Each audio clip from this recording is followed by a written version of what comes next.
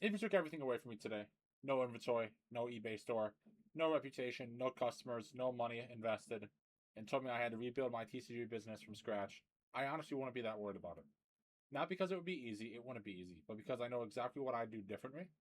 When I first started, I wasted time, I brought the wrong inventory, I focused on things that didn't actually grow my business. So in eBay, there's a good couple rules to go by for how much you should sell. It's normally some categories, a lot of categories, it's 1% of your listed inventory a day. Sometimes it's 10% a month. I could tell you I don't hit either of them metrics daily or monthly. Now, sometimes I hit them daily, but that's not every day. That's just a rare occasion that I'll hit that many cards. But I don't hit the metrics, and that's because a lot of my inventory isn't the best from when I first was listing everything. So if I could go back and start over with nothing, I'd build it much faster with more reliable inventory that's actually selling instead of some of the junk that I got now. So today I'm walking you through exactly what I do if I had to start the business over with zero. So whether you're thinking about starting a business or you're already selling and you feel stuck, I think this video will save you a lot of time and kind of help you. So let's get into it. We've talked about this multiple times. The perfect setup, you don't need none of that. Like you don't need the perfect setup. I went through what you need to sell, and you don't need the perfect setup. You don't need $1,000. You don't need $500. If you have it, great. You don't. You can make it work. You don't need that. The biggest mistake people think is they need the perfect office, the best shelving, fancy printer, good lighting, storage bins, all that. You don't need none of that. Like the lighting here is just my natural light in the basement. And then as you get more money and you get more views, subscribers, more sales, this and that, then you buy better stuff for whatever it might be. It comes and goes. You don't got to worry about it. When I started though, I thought I needed everything before I got there. I kind of going back to my videos, looking at issues that weren't even an issue for me yet. Looking back, that just delayed my progress and made it a pain and made me put energy and effort into stuff that I didn't have to worry about.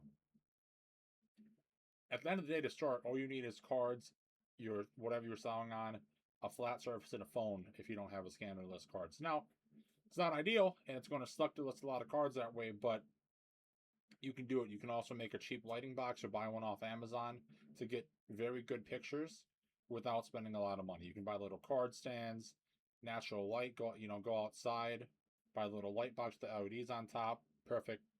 Be like $15. So you can just build it with card stock. You don't need a lot of money. Learn before you spend. If I had zero, I wouldn't rush to buy inventory. I'd spend time learning what actually sells. I'd search sold listings, kind of what's trendy.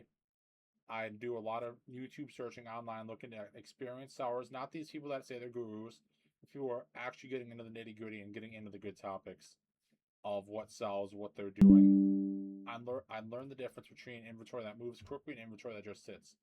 When you're a bigger shop, you can afford to have stuff that sits. That's fine. Not everything has to sell right away. But the more high movers you have, the better. Knowledge is free, bad inventory isn't. When you're new, you want stuff that moves quicker.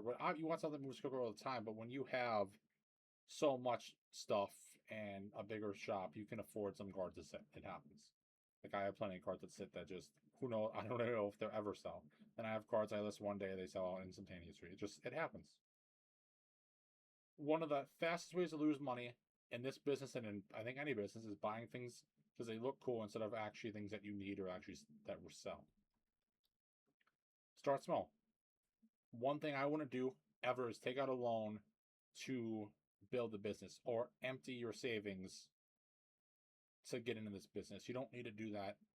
Even if you wanted to start with the idea or equipment, it wouldn't take that much money. I'd start with whatever I could reasonably afford. How I looked at it, I put in whatever I could afford to lose.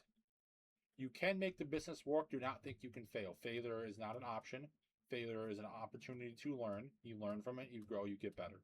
You will make it and you will do good. It will take time though. Don't go above your means to start out. Do not put that over your head. If you have a loan and you have to make a $400 monthly payment, whatever it might be, that puts unnecessary pressure on you and then the business. That's not good. You don't want that. I'd start with whatever I could afford. Maybe it's a binder collection. Maybe it's a small pickup on Facebook. Maybe it's sorting through cards that I already own, my own personal collection. Then I'd reinvest back into inventory. The goal isn't to get rich in one flip, it's to build momentum. That's what's key. I would focus on bulk. We talked about bulk a lot, about how it has the most value per dollar and how much money you can make on it. You don't need chase cards, you don't need IRs, you don't need force, you don't need none of that crazy stuff. Like, they sell great, fantastic, but bulk is where your profit is crazy. The just the amount of money you make off bulk compared to money you spend. Good luck. Let me know another business you can find that in. Now it might only be 50, 60 cents a card, but that's still 30 to 60 times your money depending on what you're paying for that card. It just doesn't happen anywhere else. Like, it just that's not a thing that happens. I get as much bulk as I can, and I would list as much of it as I can as quickly as I can, and list the stuff that's the better sellers first. So for Pokemon, I would go hollows, reverse hollows, then older stuff, and then get into the newer stuff. Magic, I would list staples, any kind of playable cards, and just kind of build out better kind of bundles and stuff like that. I would build good habits, consistency. So if I could list 10 cards, I'd list 10 cards. Then tomorrow I do another 10, then another. That compounds. You think 1 week at 10 cards, that's 70. A month, that's 280 to 300 depending on how many days are in the month.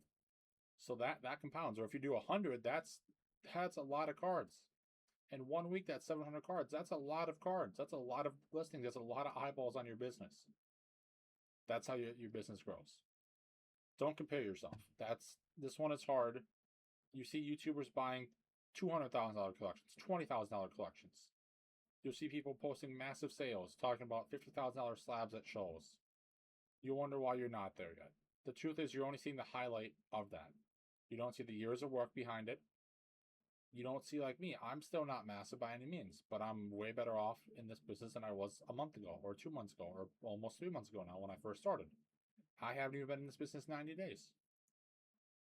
Now, compared to myself when I was last month, I'm way better. But if I compare myself to anybody on here who's been doing it a year, 2, 3 years, I'm not on that level. I don't claim to be, and I know I'm not. But that's unfair, and I'm going to get stressed out about it. That's not going to do me any good to compare myself to these guys. They're better than me because they've been doing it longer. They know more. But nothing they're doing is something that I cannot do. Anybody you see selling TC cards on TCG or eBay or whatnot or any of these platforms, they are not doing anything that you can't do that I can't do. There is nothing that cannot be copied or rebuilt or improved upon. Do not let anyone tell you different. You can do what I'm doing better, you can do what they're doing better, or you can just do exactly what we're doing. There is nothing stopping you, or there's no reason you can't. That's not how this works. One thing I underestimated getting into it is how valuable relationships are. Having local people that always will buy, like I have people that when there's more expensive stuff on my shop that doesn't sell, I can message them, and if it's Pokemon, they'll buy. I'll go 85%. They'll buy it. Magic, I have the same thing. Local card shows, local shops, Discord communities, make connections with other sellers. A lot of the sellers and other creators in the space are very nice, and I've messaged a couple of them personally, just asking them how they come up with stuff, like what made them start, and I've got messages back same day, and they're super kind, and it's not just a short, like, just throwing it off on me. Like, they put detail in it, like they care. There are a lot of nice people in this business, and they try their best to help people. Sometimes the biggest collection you ever buy is from someone that you've known for months, and it just happens. Or they'll, someone will hook you up and sell a sale they don't need. They'll, they could bring to you, or someone who's trying to sell to them, they don't have the money or they don't want it, they'll bring it to you, and that just is free growing for you. Keep learning. The hobby constantly changes every day, every week, every month. Price changes, set change. Like, look at 30th anniversary. We had PC ETBs drop. Speaking of that, I know you guys hit on there. I heard it was pretty good. But let me know down below what you guys got, because I know that stuff on Pokemon Center is always chaotic. Different games become popular. Some go down. Sometimes one slows down, the other picks up. Like, Yu-Gi-Oh! For me has been doing the best this week out of anything. And I have way more Magic cards listed. Yu-Gi-Oh's been doing way better. Just, I don't know why, but that's how it goes. And I'll look at the data and kind of figure it out and go from there. New opportunities show up. The sellers who keep learning stay ahead. Every week I still learn from something new.